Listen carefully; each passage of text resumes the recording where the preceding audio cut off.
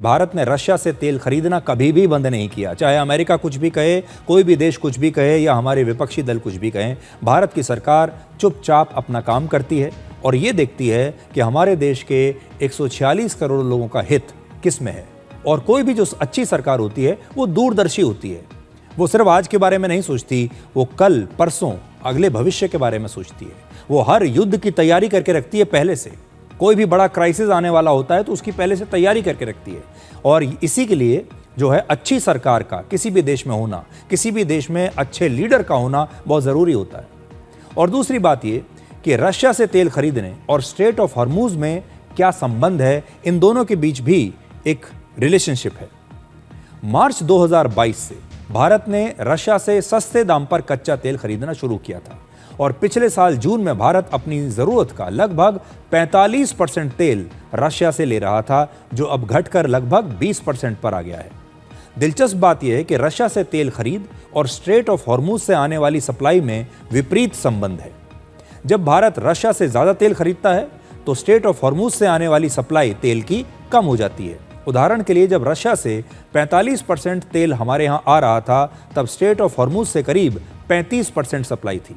लेकिन जैसे ही रशिया से खरीद हमने कम की, जनवरी में हॉर्मूज से सप्लाई बढ़कर लगभग 50% हो गई।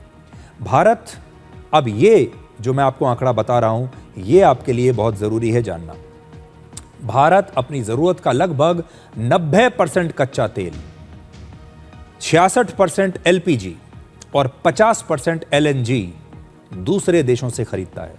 हमारे देश में 25 करोड़ बैरल से ज़्यादा कच्चा तेल और रिफाइंड प्रोडक्ट्स का भंडार इस समय है और ये 7 से 8 हफ्तों की ज़रूरत के लिए काफ़ी है। इसलिए सबसे पहली बात तो ये है कि आपको घबराने की कोई आवश्यकता नहीं है। हमारे पास पर्याप्त भंडार है कच्चे तेल का।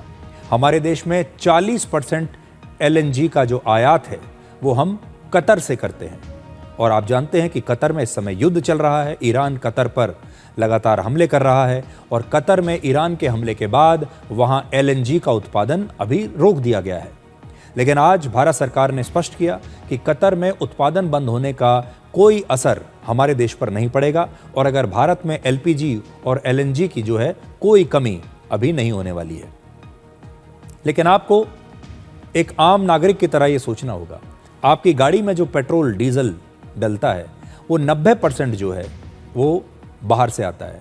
अगर विश्व में कच्चे तेल की कमी हो गई या ये कच्चा तेल महंगा हो गया तो आपके लिए इस पेट्रोल डीजल को लेना भी महंगा होगा और मुश्किल हो जाएगा।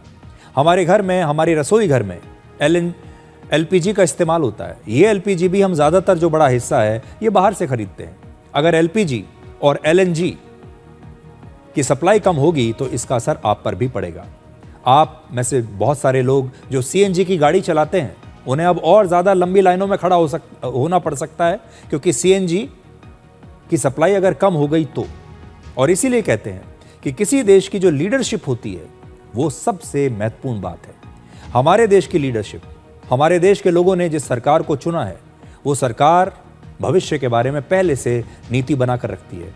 आपने देखा होगा कोविड के समय जो बड़े बड़े विकसित देश हैं वो सब कोलैप्स हो गए, क्योंकि उनके देश की सरकारों ने इस प्रकार के क्राइसिस के लिए पहले से कुछ प्लानिंग करके नहीं रखी थी।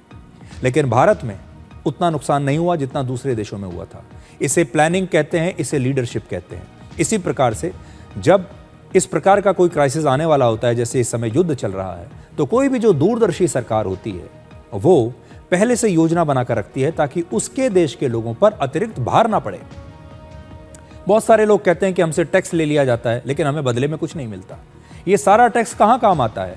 अब जब पूरी दुनिया में क्रूड ऑयल महंगा होगा, एलएनजी महंगी हो जाएगी, एलपीजी महंगी हो जाएगी और आपको आज भी उसी दाम पर वो एलपीजी, वो पेट्रोल, वो डीजल, वो सीएनजी अगर मिल रही है तो अब इस नुकसान की भरपाई कौन करेगा?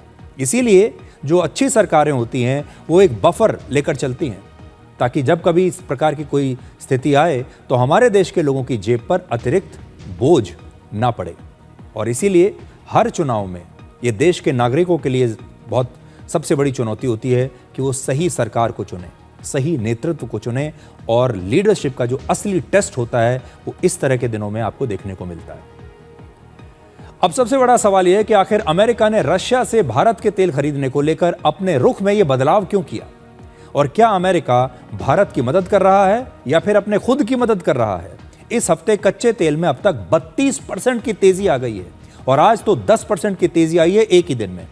अब कच्चे तेल की कीमत $89 प्रति बैरल हो गई है। अगर कच्चा तेल महंगा होता है तो इससे दुनिया भर में महंगाई बढ़ेगी और मंदी का खतरा, आर्थिक मंदी का खतरा बढ़ जाएगा। इस समय अमेरिका युद्ध में फंसा हुआ है।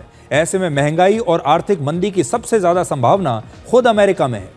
इस साल अमेरिका में मध्यावधि चुनाव होने वाले हैं और राष्ट्रपति डोनाल्ड ट्रंप ये बिल्कुल नहीं चाहेंगे कि अमेरिका में महंगाई बढ़ जाए और उनकी लोकप्रियता कम हो जाए। लेकिन जैसा मैं आपको बता रहा हूं कि दुनिया भर में महंगाई बढ़ सकती है, लेकिन अभी आप ये देखिए कि आपके देश में अभी भी आप उसी दाम पर पेट्रोल डीजल खरीद रहे हैं, एलपीजी खरीद रहे हैं और सीएनजी खरीद रहे हैं।